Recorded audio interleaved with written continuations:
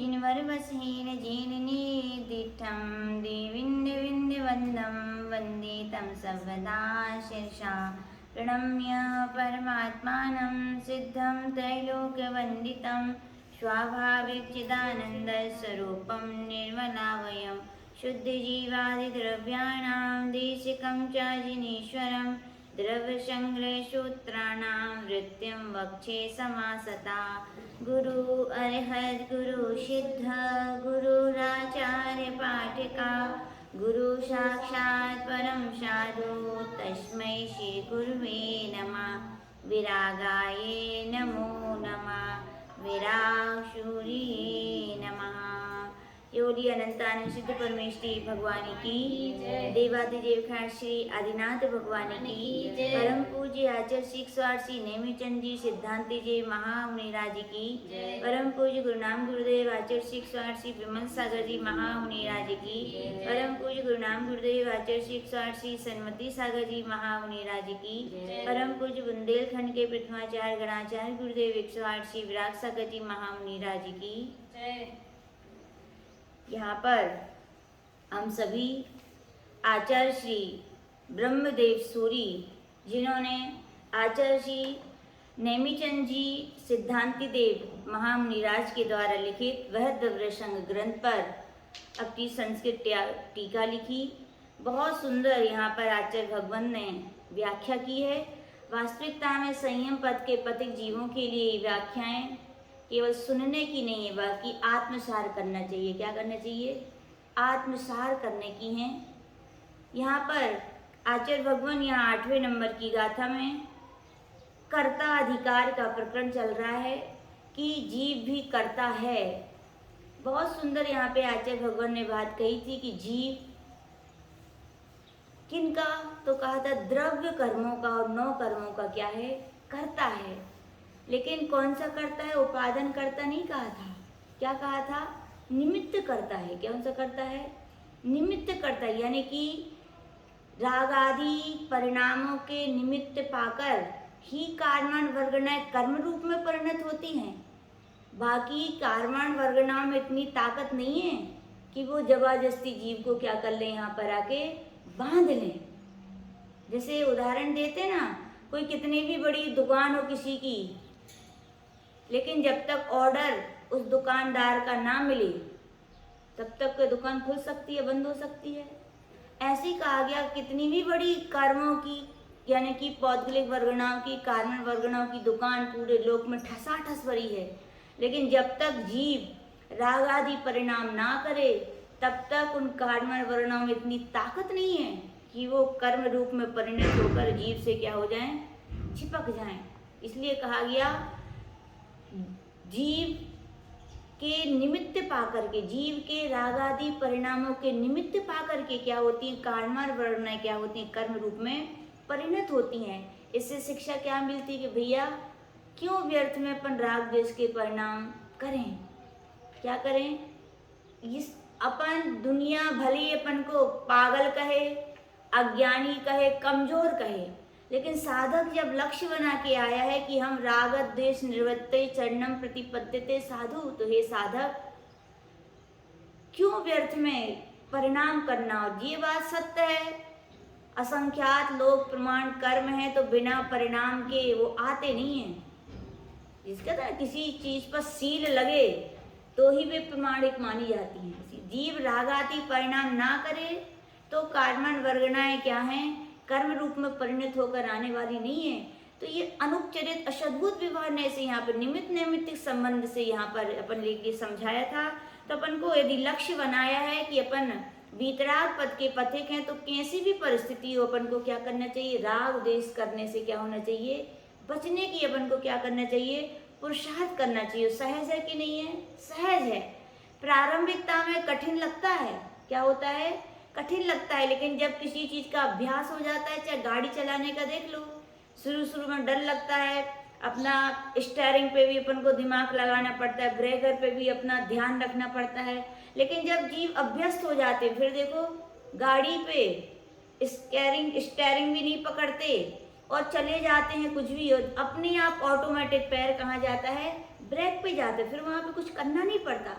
ऐसी आचार्य भगवान यहाँ पे अपने साधकों के लिए चाहिए। अपन को बार बार अपन को राग द्वेष जीतने का इतना अभ्यास बनाना चाहिए, इतना अभ्यास बनाना चाहिए कि अपनी एक ऐसी अवस्था आ जाए, सहज प्रक्रिया हो जाए कि राग द्वेष के, जैसे गाड़ी चलती है ना तो कितने सारे वाहन आते हैं, टर्न आते हैं, लेकिन वो सहज होता है, फिर उसको ज़्यादा ध्यान नहीं होता, अपने आप पैर वहाँ जाता है, स्टीयरिंग घूमती है। ऐसे जब अपन के साधकों का जब बार बार अभ्यास हो जाता है राग द्वेष से बचने का, तो सहज प्रक्रिया हो जाती है। फिर कहा जाता है कितने भी क्या हो साधन मिले आपके लिए, लेकिन आप उन परिणामों में क्या होंगे, परिणत नहीं होते। लेकिन कैसे होगा ये, अभ्यास की दशा से। तो आचार्य भगवान ने कहा है कि भैया ये यहाँ पर किसी के उपादान कारण नहीं है, क्या कौन सा कारण है, निमित्त नैमित्तिक कारण यहाँ पर यह समझाया। दूसरे यहाँ पर उन्होंने कहा था कि जीव के राग आदि जो परिणाम है वो अशुद्ध नय की अपेक्षा से, वो भी उसमें भी जीव का उपादान नहीं है। यानी कहें कि राग आदि की उत्पत्ति में क्या जीव के ही राग आदि परिणाम उसका उपादान कारण है। यदि जीव की उपादान कारण माने जाएंगे तो आचार्य भगवान कह रहे हैं फिर तो सिद्ध भगवान ये तो जीव हैं। यदि उपादान है तो उनमें भी उपादान होना चाहिए, फिर सिद्ध भगवान में भी क्या होना चाहिए, राग हो जाएगा। यदि आप राग आदि परिणामों की उत्पत्ति में जीव को ही उपादान कारण मानोगे तो ये क्या हो जाएगा, दोष आ जाएगा। या अपन ऐसा कहें जीव के राग आदि परिणामों में जीव और कर्म दोनों का उपादान कारण है तो भी गलत हो जाएगा। दोनों के यदि उपादान कारण मानेंगे फिर तो दोनों को राग रूप हो जाना चाहिए। जीव तो राग रूप है ही, फिर पुद्गल को भी राग होना चाहिए, फिर पुद्गल तो चेतन सिद्ध हो जाएगा। तो आचार्य भगवान यहाँ पे कह रहे हैं कि राग आदि परिणामों की उत्पत्ति में आचार्य भगवान कह रहे हैं दोनों ही का क्या है, निमित्त नैमित्तिक संबंध है। कौन सा संबंध है, निमित्त नैमित्तिक। ये अपन को बात बहुत अच्छी तरह समझ लेनी चाहिए। आचार्य भगवान ने यहाँ पे बहुत अच्छी तरह इन बातों को समझाया।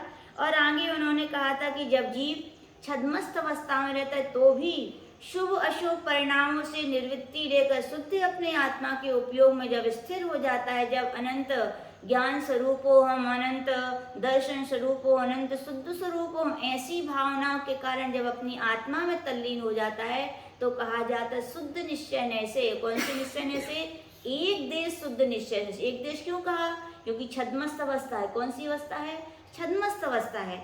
तो आचार्य भगवान उनके कारण क्या होता है कि क्योंकि इसका फल दोनों को मिलता है, जीव को भी मिल रहा है, पुद्गल को भी। क्योंकि अपने 5 प्रकार के भाव कहे गए, औदैहिक, औपसमिक, क्षायोपसमिक और पारिणामिक और क्षयिक। कितने भी अपन औपसमिक भाव का उदय हो तो संसारी अवस्था में होगा, जीव को भी फल मिलेगा, तो साथ में पुद्गल भी है तो शरीर आदि को भी फल मिलेगा। क्षयौपसमिक भाव भी ऐसे ही है। केवल एक क्षयिक भाव ऐसा है जिसके क्षय हो जाने पर, यानी कर्मों के क्षय होने पर फल किसको मिलता है, केवल जीव को। क्यों, वहां पर कर्म का संबंध है ही नहीं। कर्म का संबंध होता है तो शरीर आदि जो पौद्गलिक अपन से संबंध रखने वाले हैं उनको भी फल भोगना पड़ता है। लेकिन क्षय भाव क्या है, कर्मों का क्षय होता है तो फल किसको प्राप्त होता है, केवल एक अपनी आत्मा के लिए, वो अपनी आत्मा की अनुभूति प्राप्त हो। तो यहाँ पे कह रहे क्षयौपसमिक अवस्था है तो कह रहे एक देश शुद्ध निश्चय से। जब छद्मस्त अवस्था में जो योगी शुद्ध उपयोग में लीन होते हैं तो वे अपने आत्मा के यानी अनंत ज्ञान स्वरूप हो हम, अनंत जो भावनात्मक जो हैं उनके ही वो क्या है यहाँ पर कर्ता कहे गए। और आचार्य भगवान ने यहाँ पे बहुत अच्छी बात बताई थी कि शुद्ध निश्चय से जब जीव सारे कर्मों का क्षय कर दिए, क्षयिक भाव में परिणत होकर अपनी आत्मा में डूबता है तो वो क्या हो, अपने उन शुद्ध भावों का क्या होता है, कर्ता होता है। इसलिए आचार्य भगवान ने यही कहा था कि भैया शुद्ध अपनी निज आत्मा की शुद्ध भावना ही भानी चाहिए, क्योंकि अपने आत्मा की वही शुद्ध उपादेय अवस्था अपन को प्राप्त करनी है। अपन ने यहाँ बहुत अच्छे प्रकरण पढ़े थे और सीखे थे। अब आचार्य भगवान यहाँ पर मतार्थ का प्रकरण यहाँ पर चलना था। मतार्थ के विषय में आचार्य भगवान ने यहाँ पर बहुत अच्छा प्रकरण लिया है कि सांख्य मत के खंडन के लिए यहाँ पर आचार्य भगवान ने क्या कर्ता अधिकार कहा है। क्यों कहा है, क्योंकि सांख्य मत की अपनी अपनी मान्यताएं हैं। इसके विषय में अपन देख लेंगे।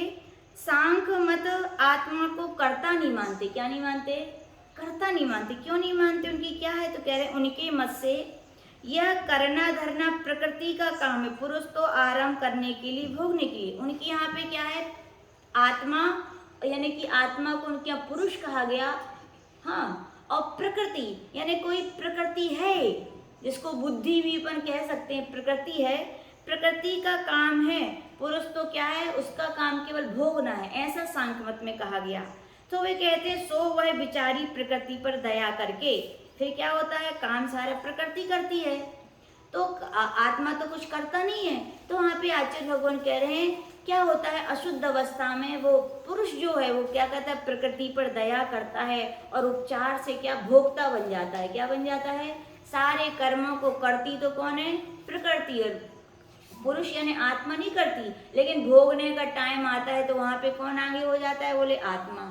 ऐसा होता है क्या, होता है कि कभी कोई बीज वो कोई फल खाए, ऐसा तो अपने लौकिकता में नहीं होता है। लौकिकता में भी कोई अगर झगड़ा हो जाए, लौकिक व्यवहार नहीं चल सकता। फिर आगे कह रहे हैं उनकी ये मान्यता भी प्रमाण शून्य है। आत्मा वस्तुतः कर्मों का करता है, क्योंकि वह उन कर्मों के फलों को भोगता है। किसको भोगता है, अपन सहज देखते हैं संसार में नाना जीव हैं और सबकी परिणति अलग अलग है, सब एक ही परिवार है, एक ही माँ के 4-5 जितने भी बच्चे हैं, सब अलग अलग अवस्थाओं को प्राप्त हैं। माता पिता ने एक से स्कूल में पढ़ा है, एक से टीचर पढ़ा रहे, लेकिन किसी के अलग परसेंटेज बन रहे, किसी के अलग बन रहे, किसी के ज़्यादा, किसी के कम। तो क्या क्यों बन रहे, तो बोले जिसने जैसे पूर्व में कर्म किए थे तो वैसा क्या है वो उसको भोग रहे हैं। इसके विषय में भी आचार्य जी बहुत अच्छी बात बताते हैं, बोले कर्मों का उदय चल रहा है तो नियम से प्रभाव तो पड़ेगा ही। हवाएं चल रही हैं तो नियम से समुद्र में तरंगे उठेंगी, नियम है।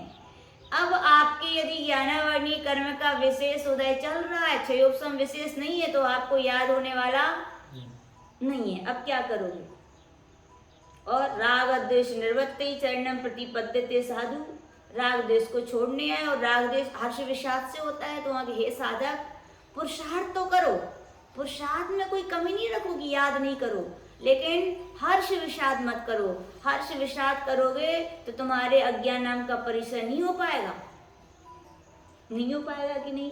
तो आचार्य भगवान कह रहे हैं कि यहाँ पर अपन को ज्यादा हर्ष विषाद करने की आवश्यकता नहीं है। कर्म किए हैं, उदय आएंगे तो भोगने किसको पड़ेंगे, तुम्हें ही। तो इसका मतलब ये भी नहीं है याद नहीं हो रहा सो बैठ जाओ, कर्म को उदय चल रहा हो, कर्म को उदय चल रहा नहीं।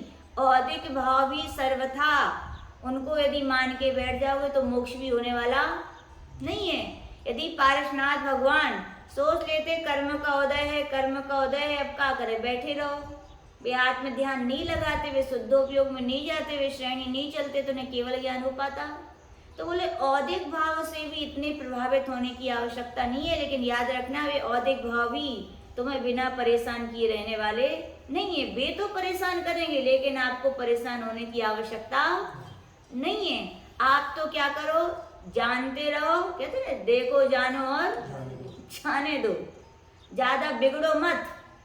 तुम बिगड़े तो फिर तुम्हें और बिगाड़ देंगे तुम्हारी। अभी तो जितो ज्ञान है सो है, और हर्ष विषाद करोगे, ज्यादा दुख मनाओगे तो वे और आगे ऐसे बनेंगे कि और आगे बिगाड़ देंगे। तो आचार्य भगवान यहाँ पे कह रहे जो जीव जैसे कर्म किए हैं वो तो नियम से फल भोग नहीं है, वो तो उनमें कुछ नहीं हो सकता। लेकिन अब पुरुषार्थ ये करो कि आगे कर्म बंध को हम प्राप्त ना हो, हम हर्ष विषाद को प्राप्त ना हो, ये पुरुषार्थ होना चाहिए। लेकिन सांख्य मत में उल्टे ही कह रहे हैं, बोले जो अपने कर्मों के फल को भोगता है वह करता भी होता है अपने यहाँ। कहाँ, जैसे अपनी लगाई हुई खेती को काट कर भोगने वाला किसान, जो लगाएगा वही तो काटेगा, पड़ोसी थोड़ी आके किसान काटने लगता है। यदि सांख्य पुरुष को कर्ता नहीं मानते, सांख्य मत क्या कहते हैं, आत्मा यानी जो पुरुष है वो कर्ता नहीं, कुछ नहीं करता, बोलते हैं उसमें तो इतनी भी ताकत नहीं कि तिनके को हिला सके।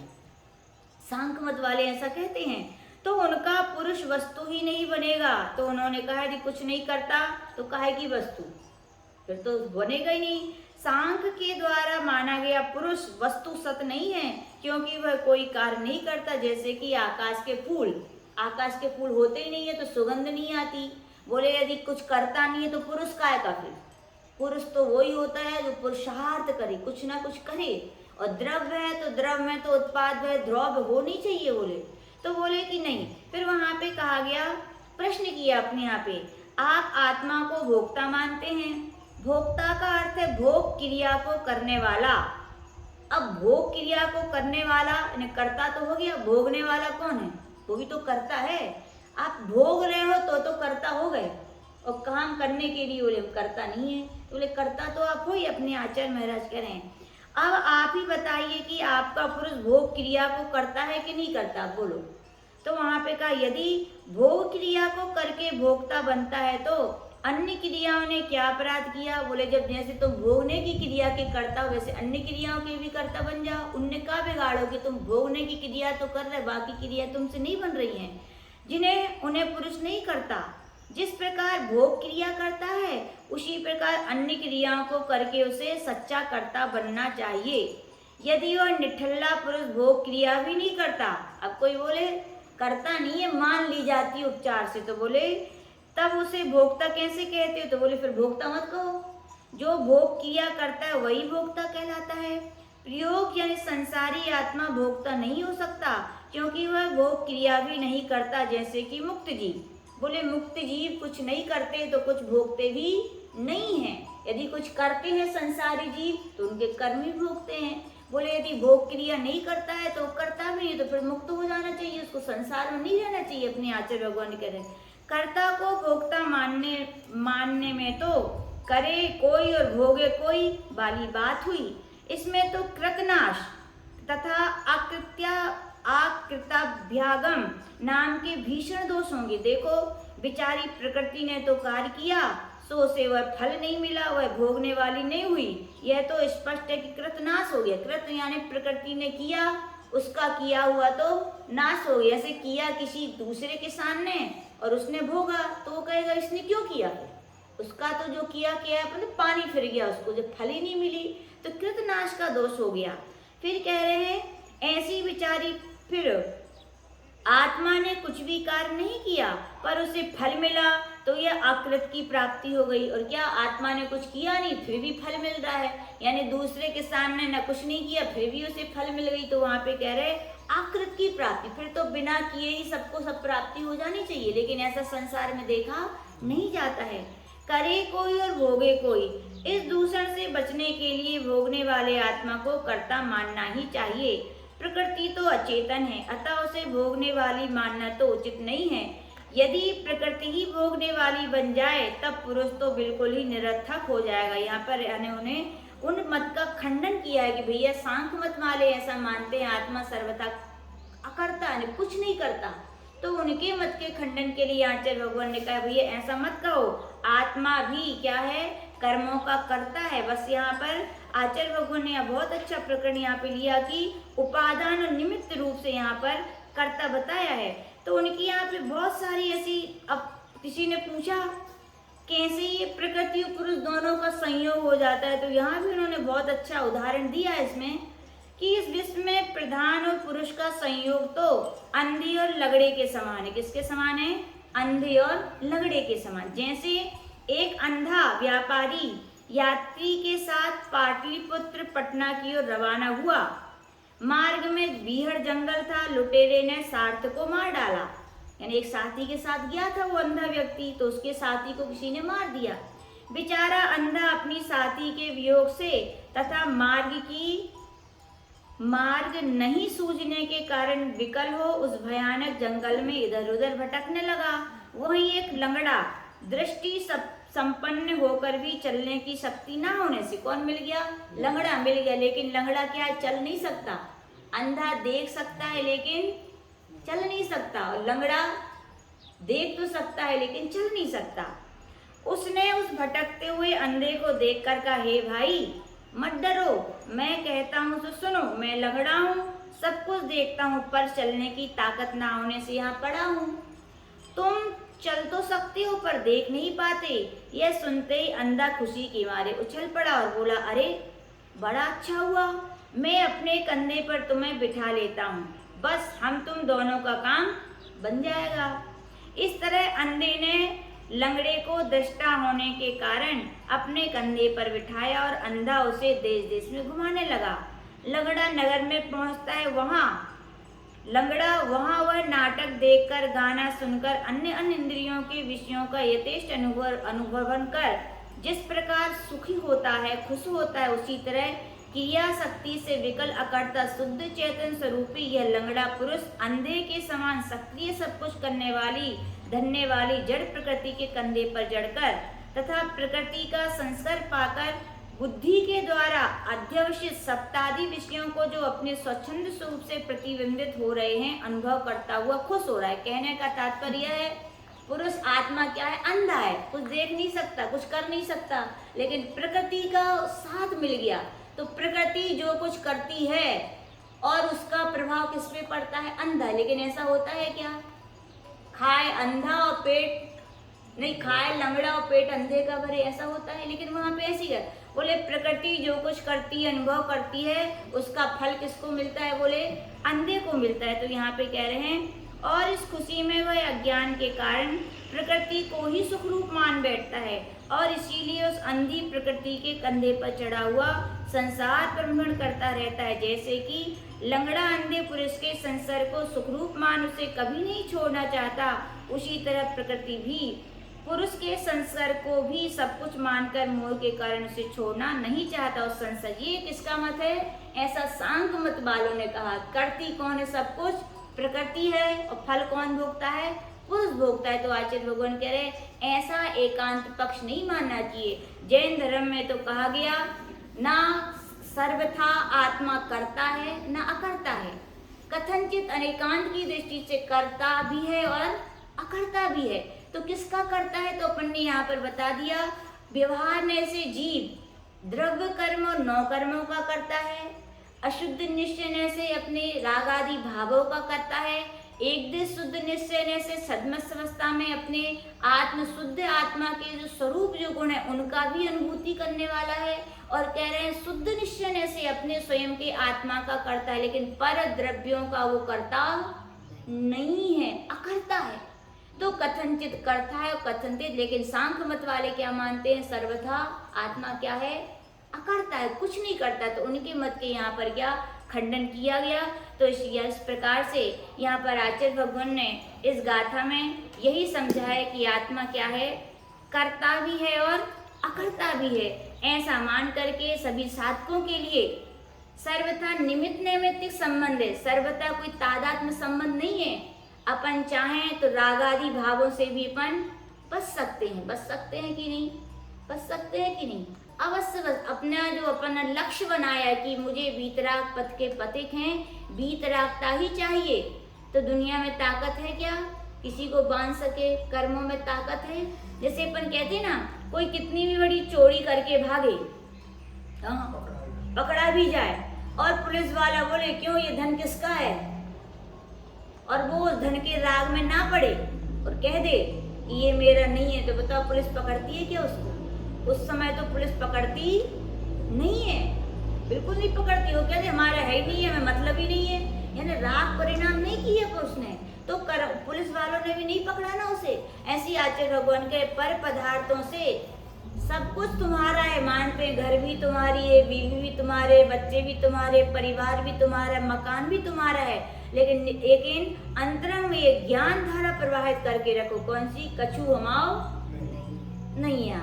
बस आचार्य भगवान कह रहे हैं इतना भी यदि आत्म तत्व का ज्ञान अपनी ज्ञान धारा में यदि प्रभावित हो गया, तो आचार्य भगवान कह रहे हैं तीनों लोकों में खचाखच भरी हुई कारणान वर्गनाओं में भी इतनी ताकत नहीं है कि जीव को कर्म में अपने रूप से परिणमा के उनको क्या कर सके, बंदी बना सके। तो यहाँ पर आचार्य भगवान कह रहे हैं जिस वीतराग पथ के पथिक हैं, उस पथ पर ही बढ़ने के सने सने क्या करें, रागादि को दूर करने का पुरुषार्थ करते हुए इतने अभ्यस्त हो जाए, इतने अभ्यस्त हो जाए कि सहजता अपनी क्या हो जाए, प्रक्रिया हो जाए। कैसी प्रक्रिया हो जाए, सहज।